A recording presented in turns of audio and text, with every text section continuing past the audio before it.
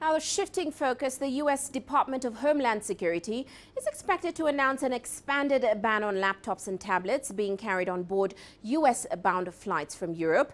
Now, in March, the department stopped electronic devices larger than a mobile phone from being taken on board flights into the U.S. from about 10 airports in the Middle East and North Africa. Well, let's get more on this. Daniel Winges is in Washington with more on this. Daniel, welcome to the show. Now, we suddenly know Homeland Security was briefing senators on this and other security topics today. Any update so far on what their decisions were and when a new ban certainly might be imposed?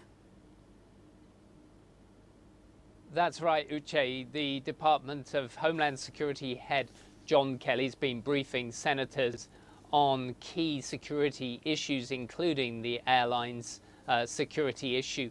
And as we speak, I think he's currently in talks with officials from the three main US airlines, Delta, United and American, as well as representatives from groups representing the airlines. And I think what they are doing is preparing the ground for this announcement that they will be expanding the ban on any electronic devices larger than a laptop, than a cell phone, like laptops, tablets, and even gaming devices, in order that these airlines are prepared, that the airports are prepared, and that they are able to sort of align their communication strategy moving forward. Now, Daniel, we know the airline carriers have also been in talks with government officials about the logistics of carrying this out. Some even complain of discrimination. What are the concerns? Well, first, the explanation.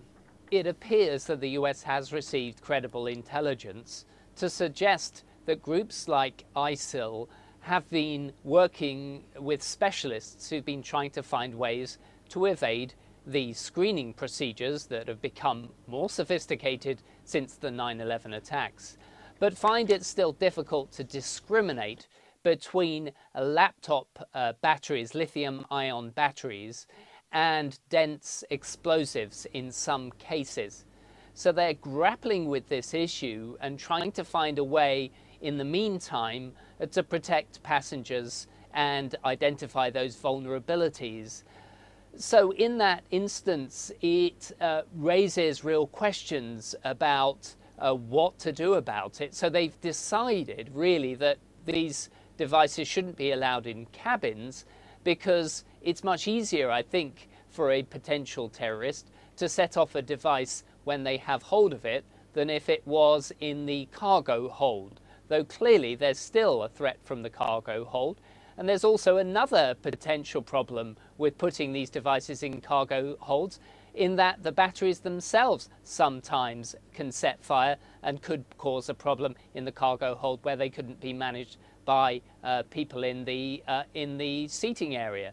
So there are many sort of logistical problems and potential pitfalls, not least the fact that it puts off business travelers in particular. It puts off many travelers who don't want to be potentially delayed. So I think, you know, we've seen what's happened with the ban on travelers and visas from these Muslim majority countries and how much chaos that caused. They want to avoid that.